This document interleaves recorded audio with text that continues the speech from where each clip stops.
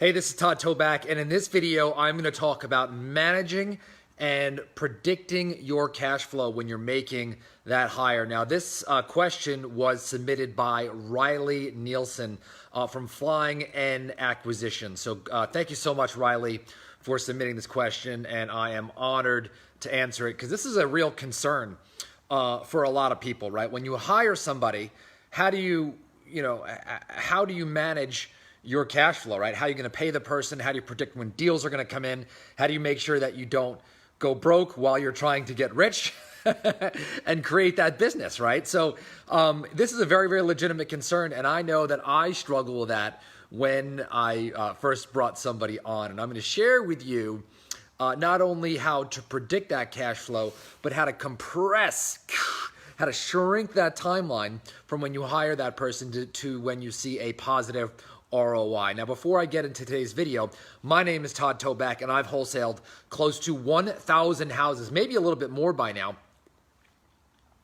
And 95% of those were locked up by somebody on my team and not by me personally. And I want to teach you how to extract yourself out of your business, to stop hustling and own an asset, own a business that will throw off cash month after month after month without your day-to-day involvement. That is my wish for you and the purpose of why I make these videos. Now, if this is the first time that you're joining me, you got to head over to nextlevelwholesaling.com. There's an assessment that you got to take there. It's called the Next Level Wholesaling Business Assessment. It's going to have you rate yourself in the 4 core areas of your business. That's marketing, acquisition, disposition, cash flow, and accounting, right? And it's going to give you a score, and it's going to tell you exactly where you are so you can draw a map, okay, to getting out, to extracting yourself out of the day-to-day of your business, right? At least 95% of it. So that, again, this thing could throw off cash, and it could be what you want it to be when you started, right? And give you freedom. All right, so make sure you download the assessment. So Riley, I want to get to your question. So there's a few factors here. Number one is how do you manage cash flow? Well, a lot of people think, okay, when I'm bringing someone on, I have to pay this huge base salary, right? $30, $40, $50, $60,000 a year. So let's assume that maybe this is an acquisitions person or a personal assistant. Doesn't really matter, right? But if it's an acquisitions person, you can bring this person on maybe for 100% commission or maybe a $2,000 or $3,000 a month base against commission. Now, a lot of people think they'll be on the hook for $30,000 or $40,000 or $50,000.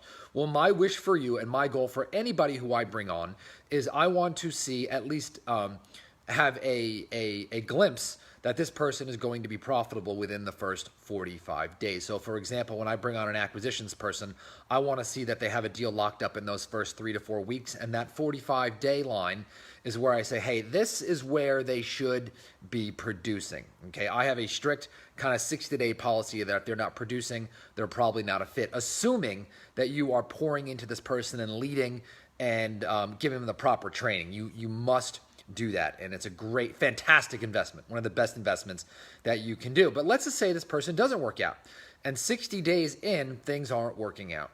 Well, the beauty of that is that you can cut off that relationship fairly quickly, right? And you're only going to be out, $2, $4, $6, $8,000 at the most. I know that may seem like a lot, but you hire a couple reps, and one person can generate you 400, 500 grand in a year. So I want you to look at it a monthly expense. My little kitty is coming in here. A monthly expense and not a yearly expense. Now, the people who I poured into, I have hired a couple dozen sales reps in my organization, and I've only had a couple not be successful. I've had a positive ROI on almost everybody. Okay, so that's the first thing. The second thing is that you want to ramp up your training, right? You want to give them an opportunity to rock. You want to give them all your old leads. You want to bring in some new leads. Don't flood them with new leads, right? But work alongside them and pour into them, right? And help them close deals, right? You don't have to give them everything, but let's say you're doing acquisition, you can give them all of your leads, and once they kind of have something that's warming up and kind of hot, right? Get on the phone, close the deal, make it happen, and boom, you've got your money back. And so the ROI, at least in real estate wholesaling, is very, very, very quick, right? I have that hard stop. I set a 60-day stop that if I don't see something, I'm going to end it. So if you do that, that is going to give you confidence. It's going to give you edge. And it's going to really, really, really just keep you sharp, okay? And if you had to, by the way, I hired my first 2 people on 100% commission. So you don't have to pay a base salary. Of course, check your local laws and talk to your attorney and all that. But the first 2 people that I had brought on, I did not pay any base salary, 0. And they worked 100% commission. I poured into them, and I got that ROI almost immediately. And I promise you, if you do that, you will get the same. All right. Now, very important in terms of fear, it's scary, right? It is really, really, really scary to hire people and worry about that ramp up time and lose money, right? So when you are bringing somebody on, you're scared of losing deals and giving your fresh leads to a new rep. And I get that, right? So I used to give all of my new reps all of my new leads, and that was a mistake immediately. So I start all of our reps, I let them practice on our old leads, just like I said before. And I say, look, just find somebody who's motivated, someone who's got a problem, or someone who wants to sell.